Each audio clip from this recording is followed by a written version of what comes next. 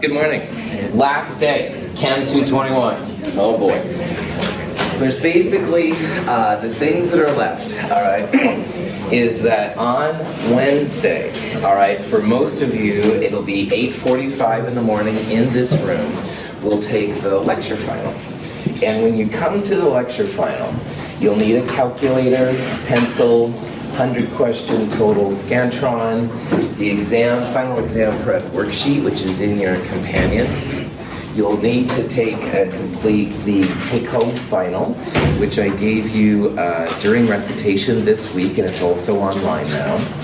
And also, something I just released this morning and is available now for downloading, the take-home lab final. And if you go to our website, mhchem.org/221, right at the top will be a link for the lab final. And what you should do as soon as you can is print it off, all right? It's a series of 6 questions over the different labs we have, but not the hydrogen spectrum lab.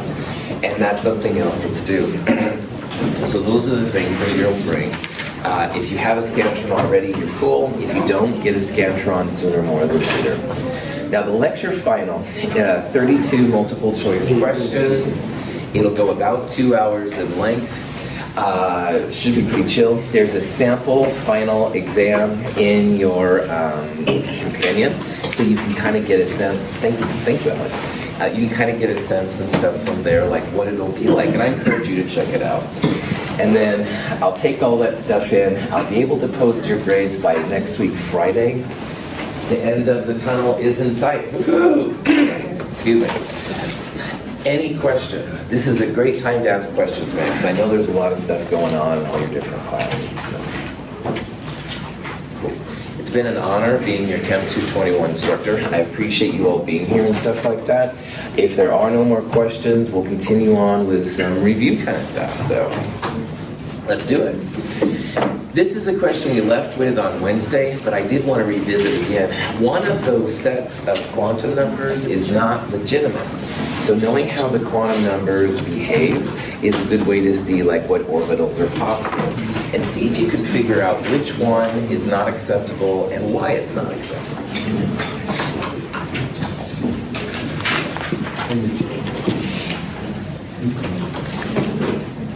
The L values are called angular, right? That's right.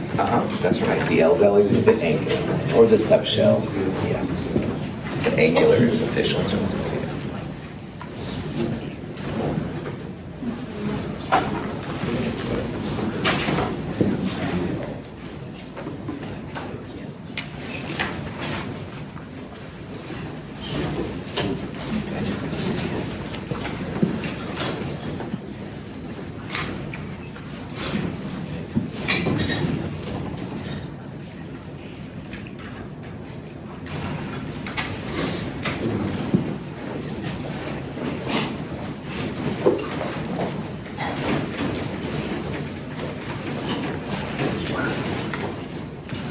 Outstanding.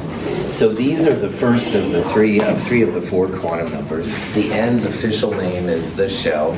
Principal quantum number is the fancier name. And n always has to be a number that's 1 or larger, whole numbers, so no negatives, no zeros.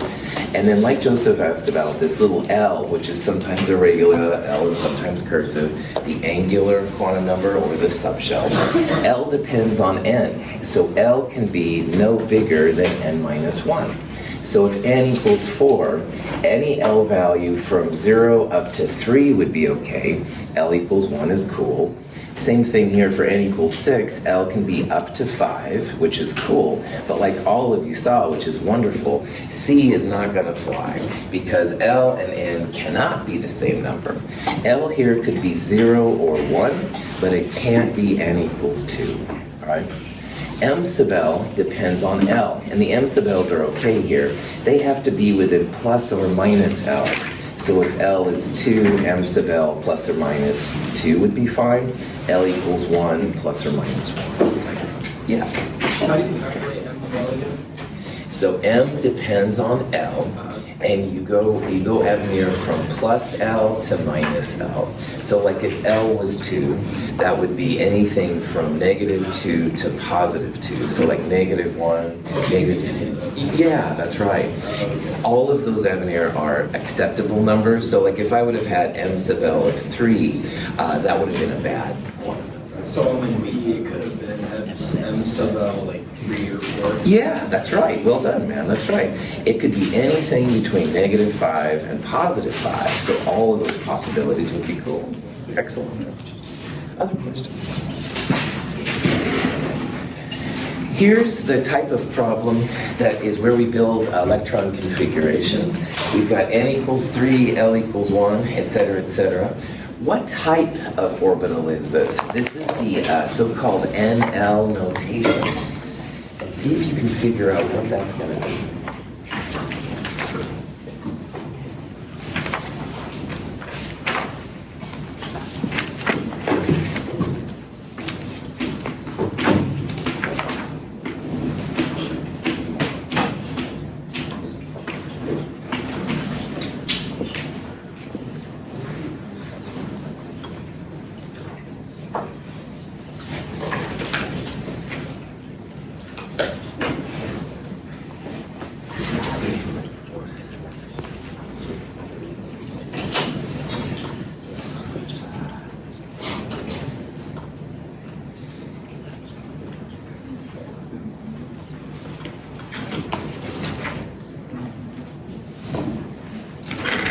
So these types of designations are the NL part, and the number that goes in front is the N value. So like this is N equals 3, this is N equals 4, this is N equals 1. So of these, if N equals 3, it could be any of the first 3, but it wouldn't be this one because that would be an N equals 4, and it wouldn't be that one because that's an N equals 1. And then L, which also is a player when it comes to energy. We have to think of a way then to put these in order of energy. But if you put a 3 next to a 1, it would of course look like 31. So instead what scientists do is they use this letter system over here. And every time you have L equals 1, that's going to be then a P. So if you have N equals 3, you're going to have 3. L equals 1 would be P. You should have then answer C. And you can use like stupid people drink fuel, stupid people drive freaking gas hogs. I mean, there's lots of different expressions out there, but knowing these letters is really cool. And we saw in the lecture this week that 3S comes before 3P, but 4S sneaks in because of the N and L values. Yeah.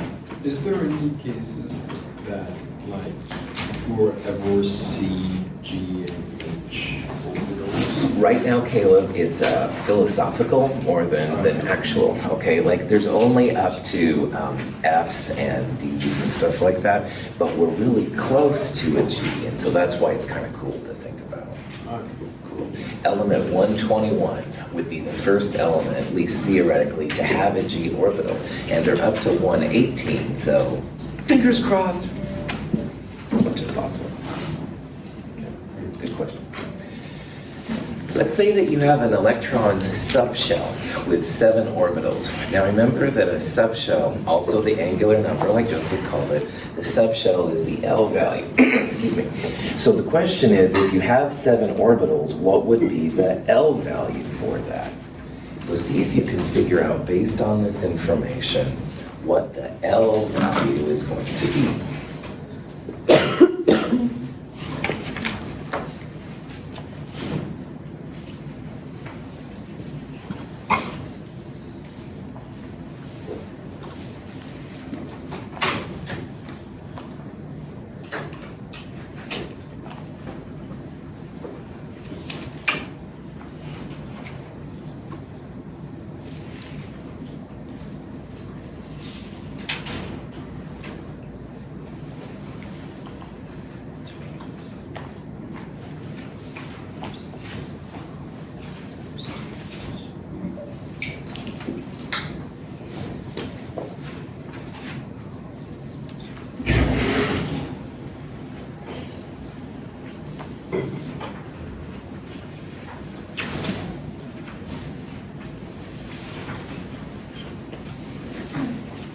There's a couple different ways that you can answer this question.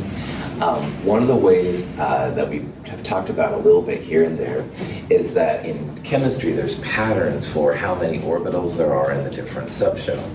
And what I mean by that is like the S system, you always put 2 electrons in, and that means that's 1 orbital, all right? So S's have 1 orbital, but the P's have like 3 boxes by them, or 3 orbitals.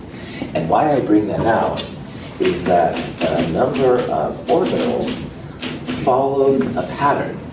So if you have 1 orbital in S and 3 orbitals in P, then believe it or not, D is going to have like 5 boxes when you draw out the orbital box.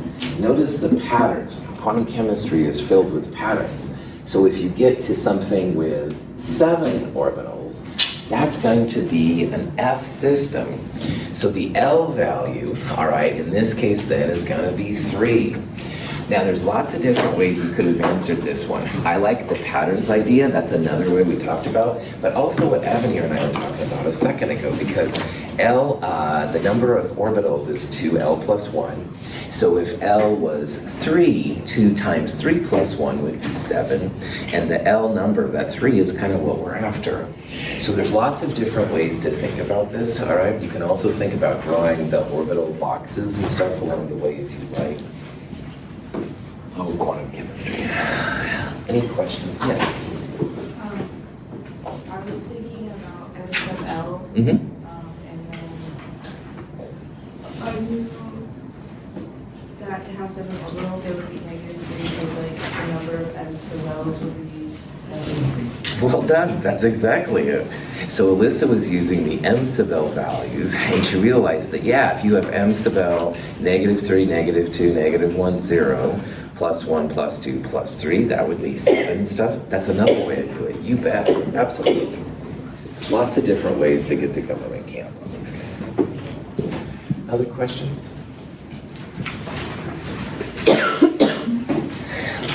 Some types of orbital systems have what they call nodal planes. And a nodal plane is like a sheet of glass where the electrons can't exist. Now, electrons as waves will go through that, which is a wave thing, and that's what gets really weird. But you can predict anyway how many nodal planes will be in a system. So what I'd like you to do is think about what a nodal plane is and how to tell what type of orbital will have 2 nodal planes.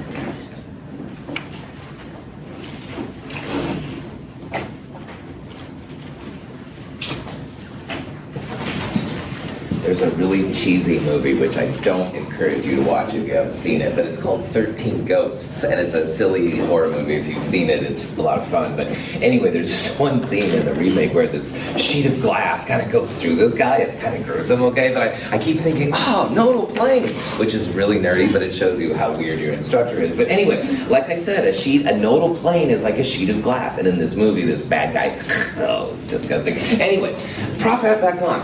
Nodal planes, all right, are literally like places and stuff where there's like a sheet of glass that separates them. And it's pretty chill to figure out what's going on. The nodal planes equals L. So if you have 2 nodal planes, that means your L is going to be 2. And then the letter for it, which almost all of you saw, which was totally cool, is going to be D. all right? There's nodal planes, which are like sheets of glass, and there's spherical nodes, n minus L minus 1. I'll put that up there just in case we need it, right? So for that, if you're just given like the L, would you be able to use that formula? Or, because you don't know the value of n, so would you be able to use that formula? Good question. All d orbitals have 2 nodal planes. So it could be 100d, way past even the g's that Caleb was asking about. But it would still have just 2 planar nodes. Good. It's independent of n, right? Well done. Kind of. So the P's and the D's, P has 1. That's D right. has 2. That's right. Theoretically, are there others that would have like more than 1 or 2? Yeah. So as the L value increases, you have more and more nodal planes. Okay. So the F's, the lanthanides and actinides, they'll have 3. The hypothetical G, which So- doesn't really exist yet. Would have 4. Yeah, that's okay, right. so that's where that comes from. Okay. Hopefully you can see why this framework has allowed scientists, so they, tomorrow you discover an element with 300 protons. Oh, score. We've got the system in place, man. We can describe it. Okay. That's kind of the idea. Is that like the 4-leaf clover kind, or is that? The 4-leaf clover is the D, that's right, yeah. And you can imagine that you can have like 2 lines through those clovers and stuff. It's harder to see. There's also the donut orbital ring, but don't worry about that. Just, you can see it when you have the 2 clover leaves being cut. Yeah. Good questions. Other questions? Spherical nodes are also, like I said, important. And the reason why we're focusing on nodes is because in a node, you can't make a connection to another atom. You can't make any bonds. And that's kind of important. So see if you can figure out which of those has 2 spherical nodes. And up here, I have the equation. It's number of spherical nodes equals n minus L minus 1. So this one you will have to take into account the n value.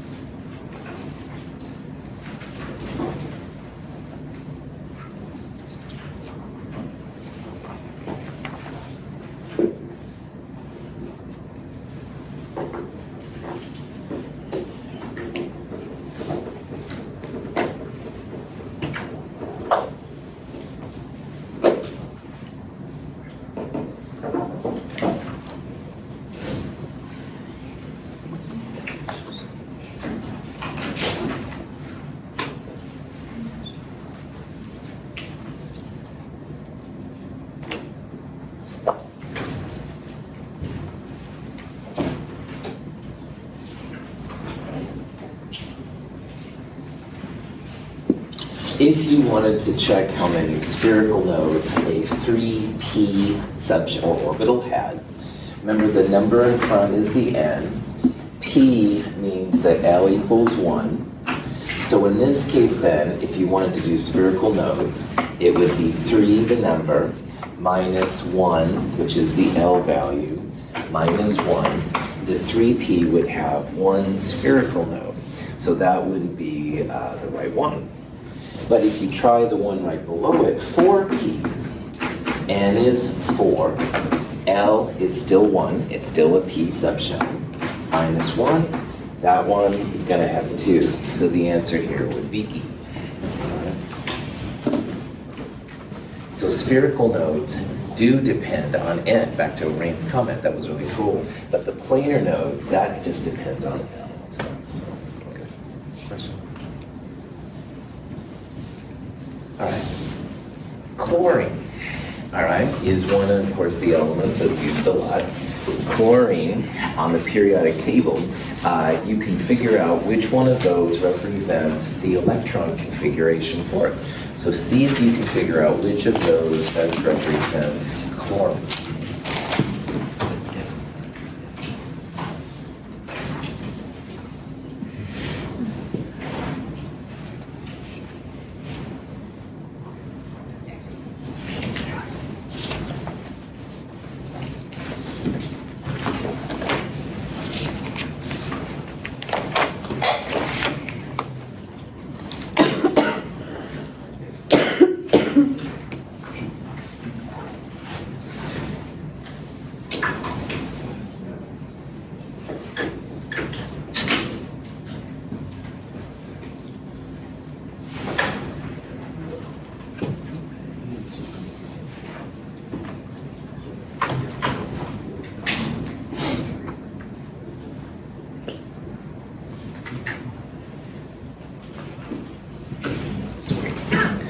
So when I see a problem like this, I need to know what the atomic number is, which is really the number of protons, but it's a neutral atom. It would be the same for electrons.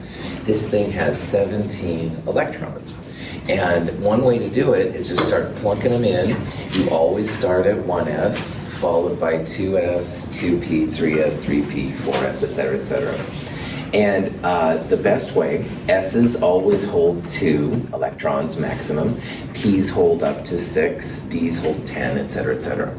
So just start putting them in. So the first two, 1s2, next two, 2s2, the next one, 2p6, but 3s5 is a little awkward because S's can only have 2 electrons. So it couldn't be this one because S's here are too limited. But if you look at the next one, 1s2, 2s2, 2p6, 3s2, 3p5, at least those obey the electron rules. Like you don't have more than 2 electrons in an S or 6 electrons in a P. And furthermore, if you literally count the superscripts there, you see that it's 2 plus 2 plus 6, which is 10, plus 2 plus 5, that's 17. And I don't think any of these other combinations down here have 17 electrons to them. So for all of these reasons, answer B is really good here, all right? This element right here is 2p5 would be fluorine, 3s2, 3p6 would be argon, and of course xenon is like way out there.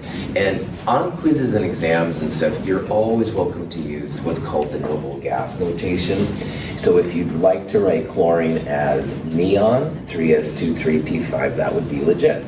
Neon is 1s2, 2s2, 2p6. That'll save you some writing. Either full ones or partial ones. Yeah. So, on the test, can we use the noble gas notation? Yep, absolutely. So we don't need you right now? Nope. Nope. Your choice. You can choose if you want to use the noble gas notation or if you want to do the full one, and either way is fine. Other questions?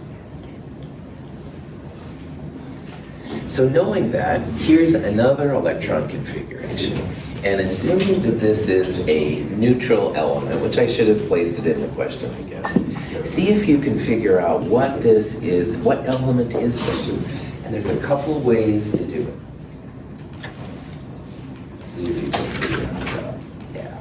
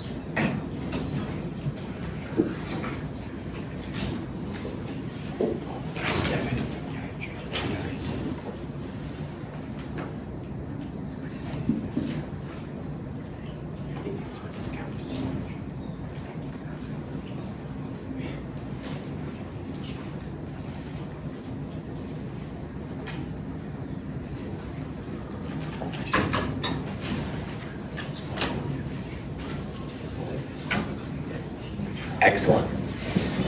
The ultimate way, I suppose, to do this problem would be to count up all of the superscripts. And all of those superscripts will be the total number of electrons. And from there, you can go to the periodic table. So 2 plus 2 plus 6 we saw earlier was 10. Plus 2 plus 6 would be 18, 28, 30. And if you go up to the periodic table then, number 30 right there is zinc. Now, the reason I brought this up is because I want to let you know that sometimes the configurations will be listed like this. And some of you, I think on Wednesday's lab saw this, and that's totally fine. When you take electrons out of atoms, the highest n comes out before the lower n.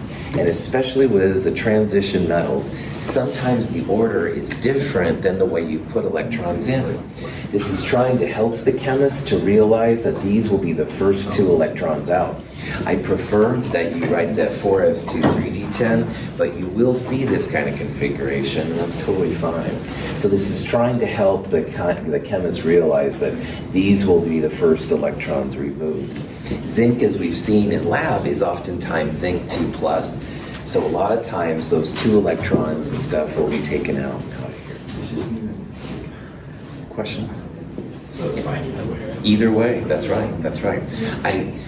In this section, Amir, I prefer like 4s2 3d10, but I wouldn't mark it wrong because we're going to see a lot of this stuff too.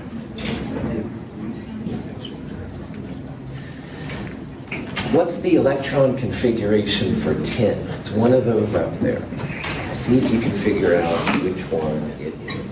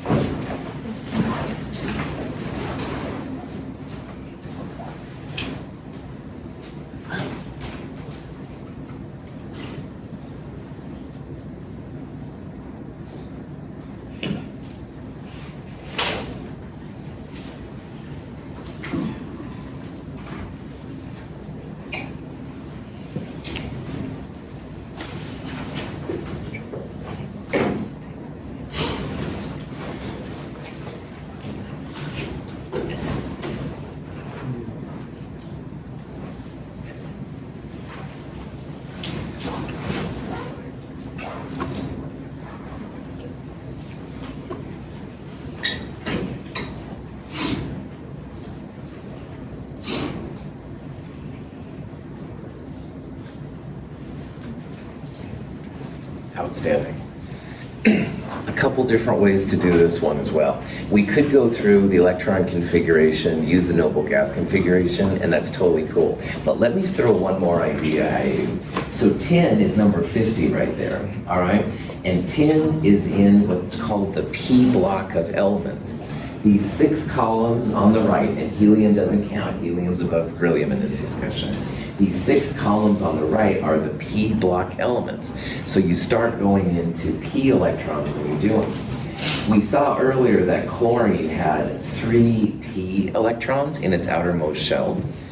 The 3, this number right here, corresponds wonderfully with the P orbitals.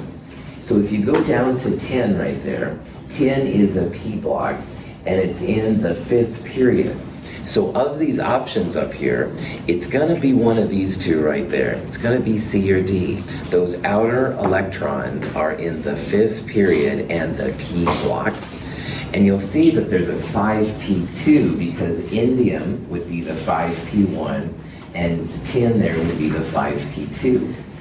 So of the last 2 choices, all right, we have to decide if it has a noble gas of krypton or xenon, and you always have to go backwards to the noble gases. Unfortunately, you can't go farther forwards. So the best answer here is C. And that's another way that you can figure out these crazy electron configurations. The S's and the D's and the P's, follow the period number. So the first 2 in the 5th period, which are rubidium and strontium, those are 5s. And then over there on indium, you start the 5p. But notice how the D's, it's the period number -1. So you do have all the D's in there. The D's are the period number -1. Does anybody remember what the rule is for the F orbitals? Period number -2. -2, well done. That's right. It's the period number -2. So this can be a nice way and stuff then to figure out how the electrons go. Any questions on Will G be -3? Yeah, that would be my prediction, Joseph. Yeah, it depends how they're going to do the periodic table, but my best guess would be, yeah, probably period number -3. It would be, Joseph, the 8s1 and 8s2 would be filled in, and the next one would be 5G. So it would be the 8th period, so that's why I think it would be period number -3. But again, this is all speculative and somewhat science fiction anyway. So Theoretically, the electrons are closer to the goes on, as opposed to the lower energy level they have. Yeah. So the closest ones would be hydrogen and helium in the 1s, and then 2s and 2p arguably about the same distance and stuff. So good. 4F is closer than 5. 4F is closer than 5S. Yes, that's right. Now, what Joseph just saw there is pretty cool. He saw that a 4F with n equals 4 should be closer than 5S or whatever you said it because of the n equals 5 part. Yeah. Cool. Any questions? So here's an orbital box notation. This is another way and stuff that you can do electron configurations. These things can be really helpful when it comes to diamagnetic and paramagnetic. Which of these elements, not ions, but elements, has this configuration? Here.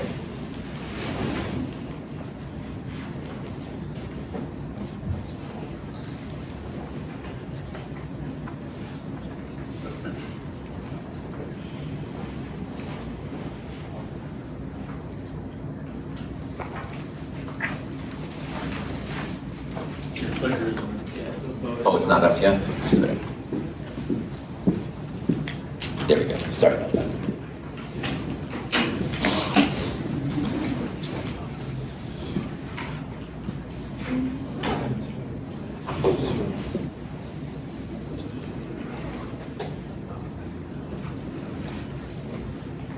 So you see how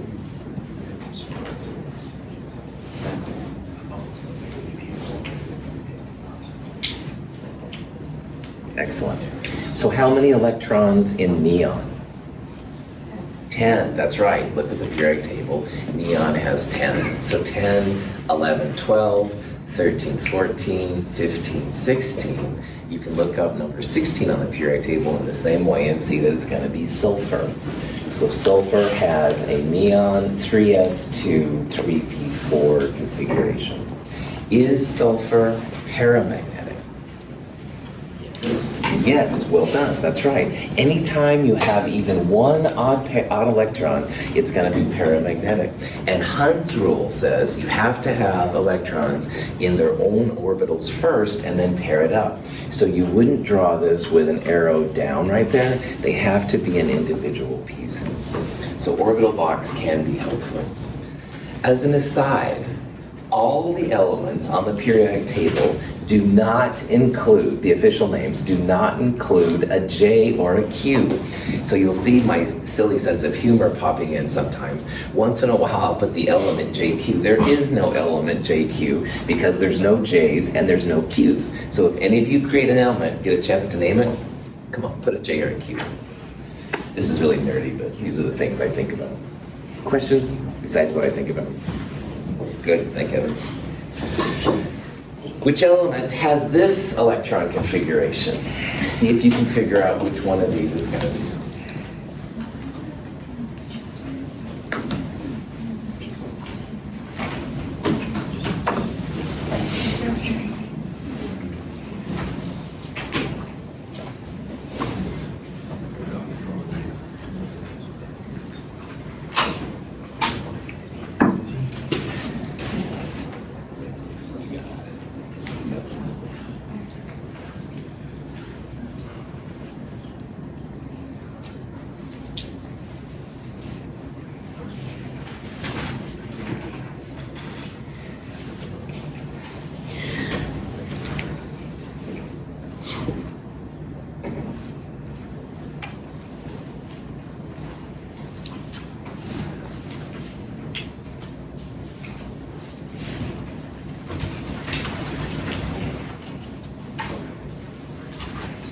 So on this problem, you could count up all of the electrons, all right, from those different pieces, xenon 54 plus all of that, and find the answer. But an easier way, especially when you get to these bigger ones, is look at the last subshell, the 6p2. And remembering that the p's, like we talked about earlier, the p's go off these numbers. 6, n equals 6p. 6p starts with, oops, wrong column. It starts there with thallium. So if you go one more past DL to PB, which is lead, lead's going to be your answer. So there's nothing wrong with counting the electrons. That's totally cool. But man, if you can go right there and you know how the periodic table works, good to go. So, as a quick question, something that I just kind of noticed is, isn't there like 15 at that bottom, like block with columns? There's a question if the D's or the F's start with LA and AC. Okay. And that's why there's 15, you're right. We'll assume in this class that we're using the classic N plus L. So this would be the first 4F, and Lucium over there on the right would be the beginning of the 5Ds. That would be the expected one, but realize there's a little controversy around that. Yeah, good. Other questions? Phosphide, P-3. You can figure out the electron configuration for that too. It would be like phosphorus with 3 extra electrons. So see if you can figure out what that electron configuration is going to be.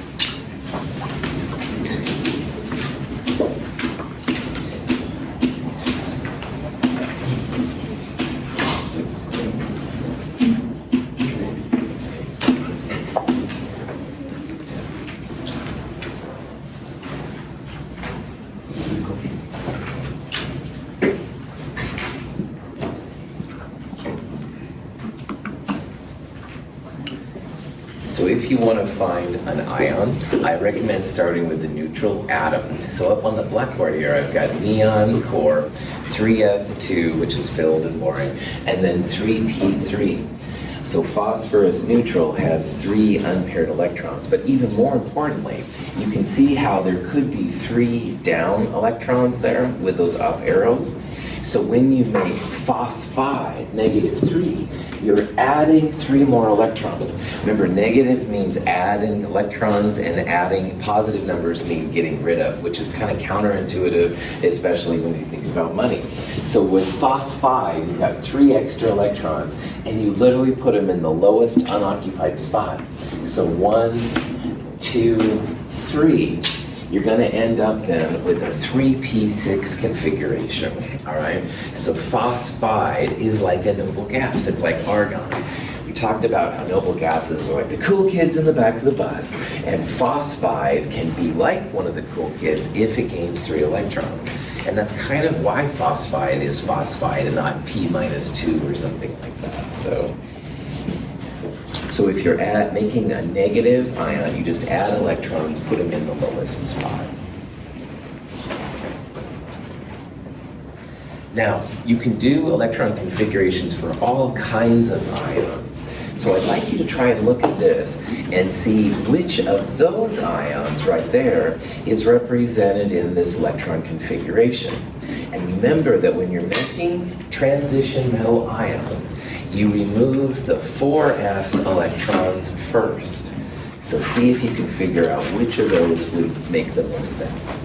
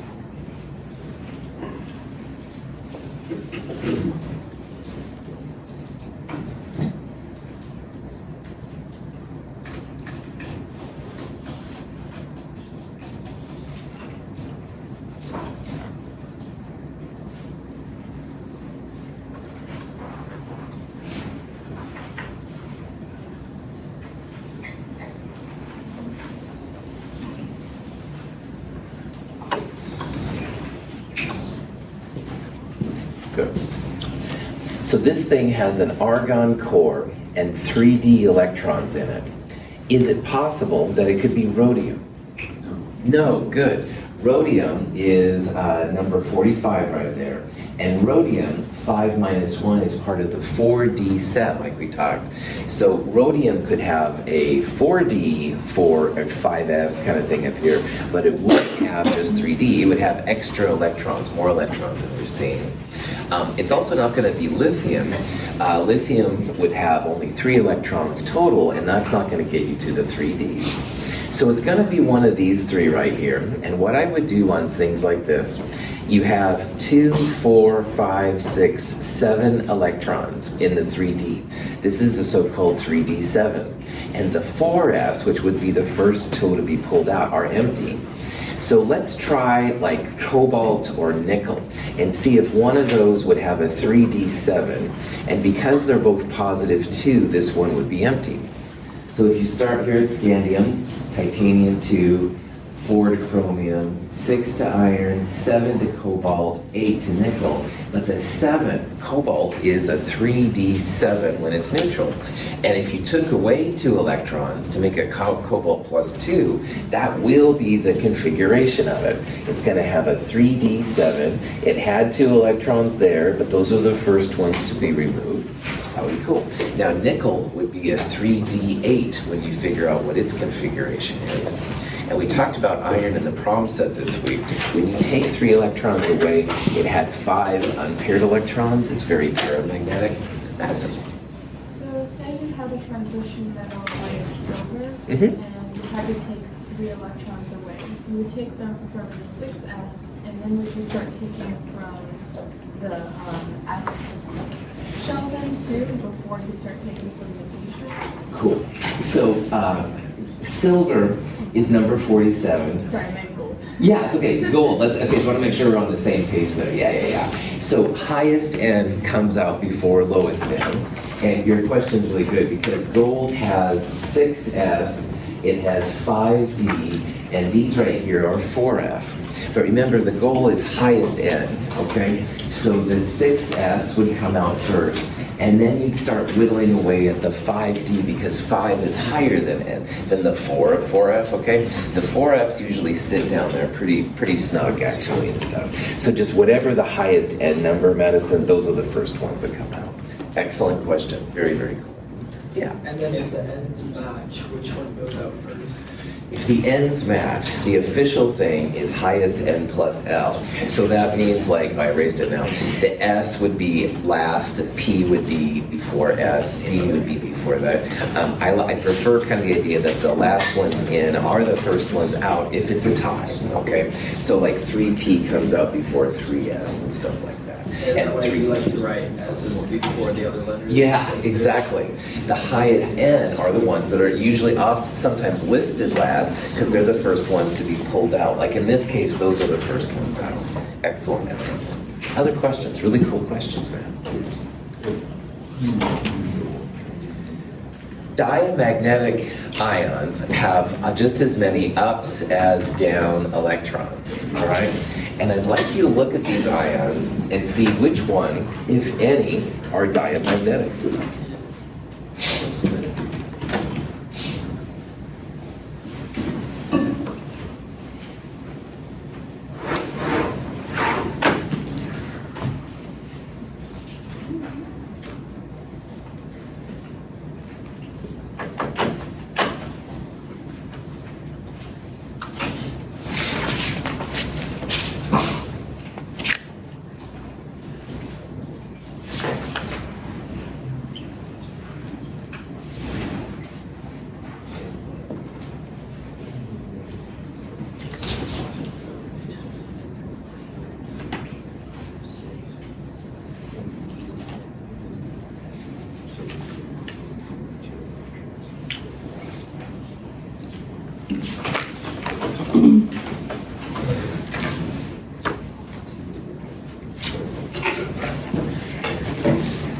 Good.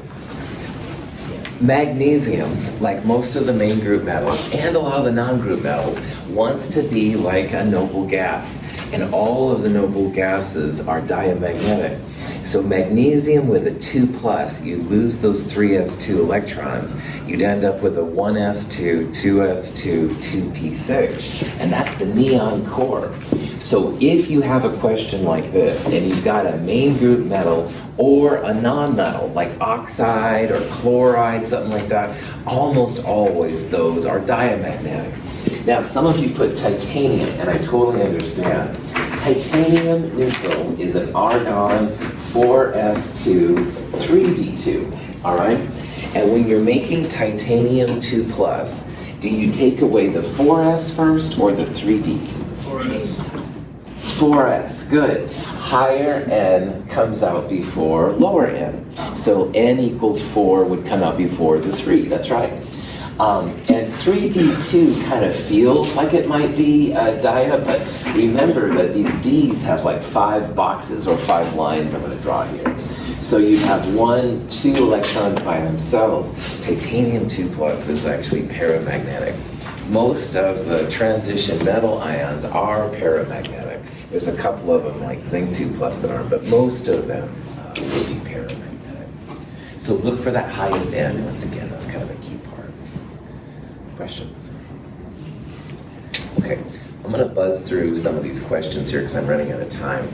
Which one says, which of the following has the nickel 2 ion? And again, big surprise, remove the 4s electrons first. It's going to be the 3d8. So neutral nickel is 4s2 3d8. Removing 2 electrons, 4s's come out, you'd have 3d8. Here's another example of tin. Tin we saw earlier was a 5s2 and a 5p2 on the outside. And the question is, would you take out the 5s or the 5p, the highest one? And like, I think it was Avenir that asked earlier, take out the 5p. So tin 2+, you take the 5p out before the 5s, highest n, and if there's a tie, then the last one's in and the first one's out. This is a periodic trend question. Anything to do with size increases left and down. JQ is not an element, so the most left and down on the periodic table is sodium. So sodium would be the best one, most left and down. Largest radius, again, left and down. So the most left one here is phosphide. Atoms get bigger as you have more electrons relative to protons, but honestly it comes down to just, again, left and down. This one is electron affinity. Again, the big thing on electron affinity and ionization energy, up and to the right, and I swear that's all you have to know. So carbon of all of those is the most up and to the right of all of them. You don't worry about most negative and it's blah, blah, blah. You just focus on largest and smallest. So largest up and to the right. And then finally, ionization energy. Again, largest ionization energy. You want to follow the periodic table up and right. Metals are usually first. So in this case, it would be magnesium first, followed by fluorine in the upper right. Okay. The lab final is now available on the website. So you can go right now and print it off, and that's something you'll turn in next Wednesday. If you have any late work and stuff like that, I'll totally take it. Good luck with your studying. Good luck with your finals. We're almost there. Have a great Friday.